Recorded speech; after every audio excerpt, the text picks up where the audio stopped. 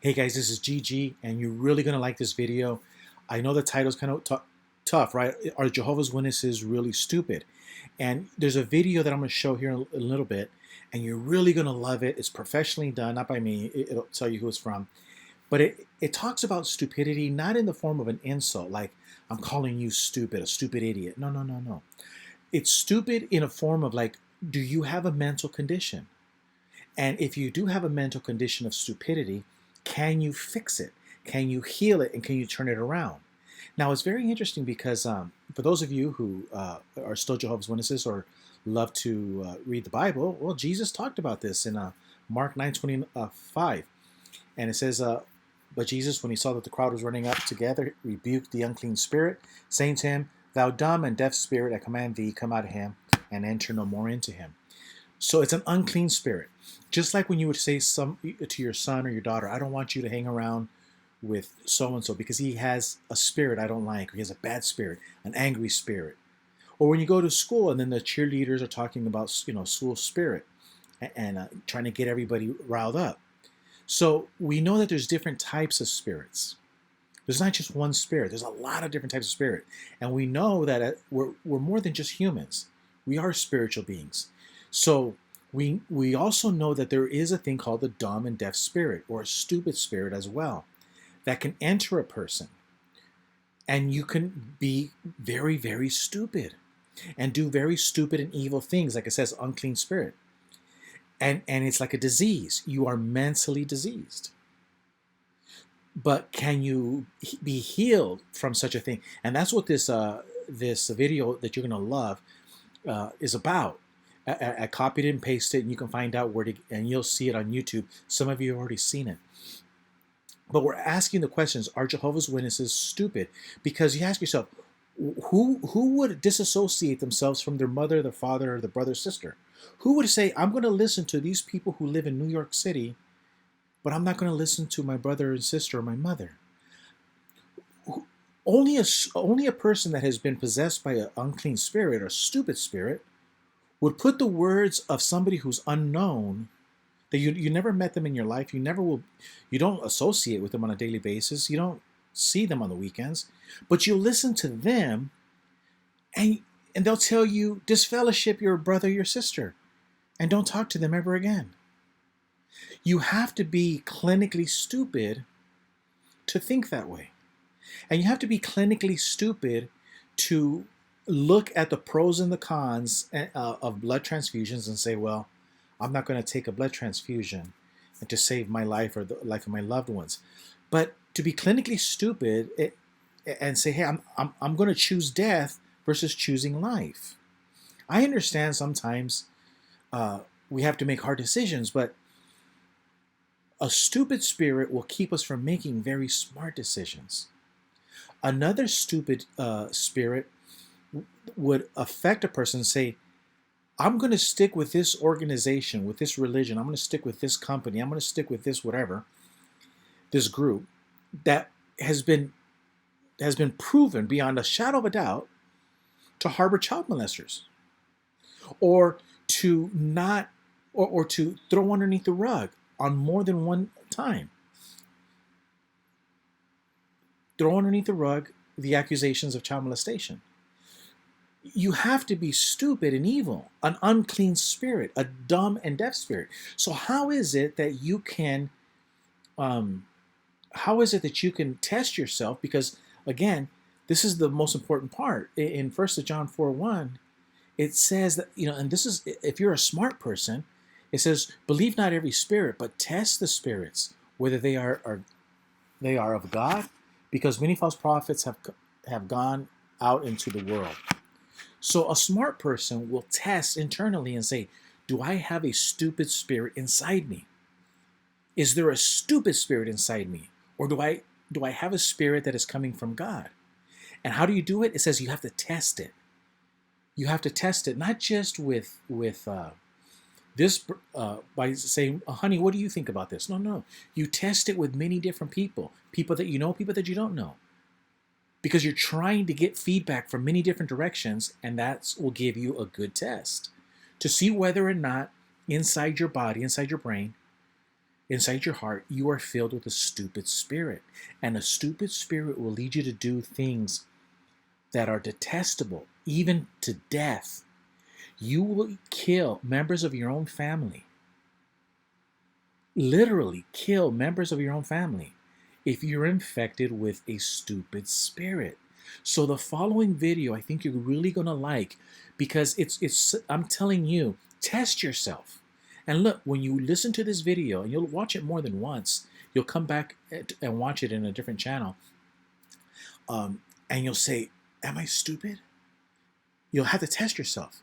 And when you watch this video, you're going to start asking yourself, what would I have done under those circumstances? What would I have done under that circumstance?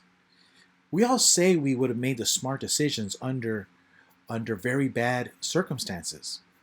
But those that are possessed with stupid spirits, a stupid spirit inside, you're going to make the wrong decision every single time.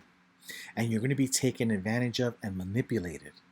But the person that is always testing himself, well, he has a better chance of making sure that he has a spirit that comes from God than a stupid spirit that comes from other stupid individuals. So I hope you liked the video. I hope I didn't babble on too much, but you're really going to love it, and I think it's going to help you become a better person, and it's going to help you test whether or not there's still residual stupidity inside you, having left the Jehovah's Witness religion. Are you stupid or something? I'm as stupid as a stupid does. In the darkest chapter of German history, during a time when incited mobs threw stones into the windows of innocent shop owners and women and children were cruelly humiliated in the open, Dietrich Bonhoeffer, a young pastor, began to speak publicly against the atrocities that the regime had produced.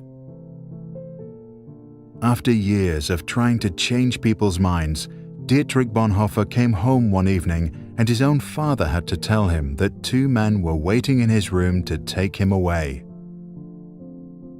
In prison, Bonhoeffer began to reflect on how his country of poets and thinkers had turned into a collective of cowards, crooks, and criminals. Eventually, he concluded that the root of the problem was not malice, but stupidity.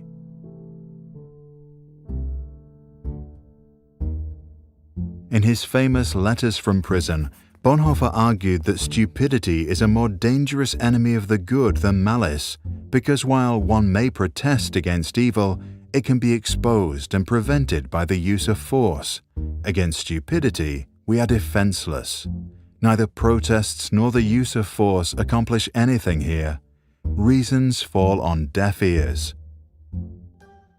Facts that contradict a stupid person's prejudgment simply need not be believed, and when they are irrefutable, they are just pushed aside as inconsequential, as incidental. In all this, the stupid person is self-satisfied and, being easily irritated, becomes dangerous by going on the attack.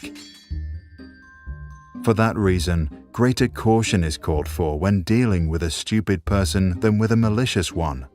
If we want to know how to get the better of stupidity, we must seek to understand its nature. This much is certain: stupidity is, in essence, not an intellectual defect, but a moral one. There are human beings who are remarkably agile intellectually, yet stupid, and others who are intellectually dull, yet anything but stupid. The impression one gains is not so much that stupidity is a congenital defect, but that under certain circumstances, people are made stupid, or rather, they allow this to happen to them. People who live in solitude manifest this defect less frequently than individuals in groups, and so it would seem that stupidity is perhaps less a psychological than a sociological problem. It becomes apparent that every strong upsurge of power, be it of a political or religious nature, infects a large part of humankind with stupidity, almost as if this is a sociological psychological law where the power of the one needs the stupidity of the other. the process at work here is not that particular human capacities such as intellect suddenly fail. Instead, it seems that under the overwhelming impact of rising power, humans are deprived of their inner independence and, more or less consciously, give up an autonomous position. The fact that the stupid person is often stubborn must not blind us from the fact that he is not independent. In conversation with him, one virtually feels that one is dealing not at all with him as a person, but with slogans, catchwords and the like that have taken possession of him. He is under a spell, blinded, misused, and is abused in his very being. Having thus become a mindless tool, the stupid person will also be capable of any evil, incapable of seeing that it is evil. Only an act of liberation, not instruction, can overcome stupidity. Here, we must come to terms with the fact that in most cases, a genuine internal liberation becomes possible only when external liberation has preceded it. Until then, we must abandon all attempts to convince the stupid person. Bonhoeffer died due to his involvement in a plot against Adolf Hitler at dawn on the 9th of April 1945 at Flossenburg concentration camp, just 2 weeks before soldiers from the United States liberated the camp. Action springs not from thought, but from a readiness for responsibility. The ultimate test of a moral society is the kind of world that it leaves to its children, Bonhoeffer once said. Check the description below to read Bonhoeffer's original text, After 10 Years. For more information about Bonhoeffer or to download this video without background music, go to sproutschools.com.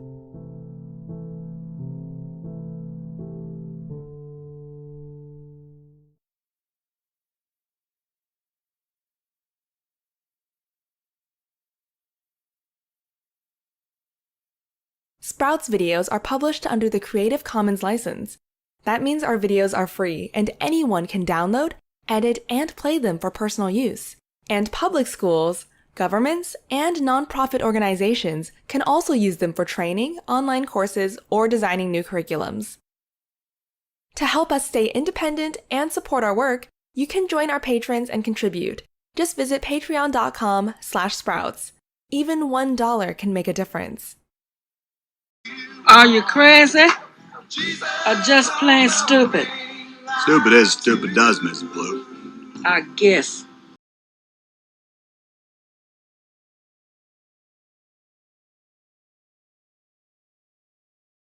Are you stupid or something? Stupid is, stupid does, sir.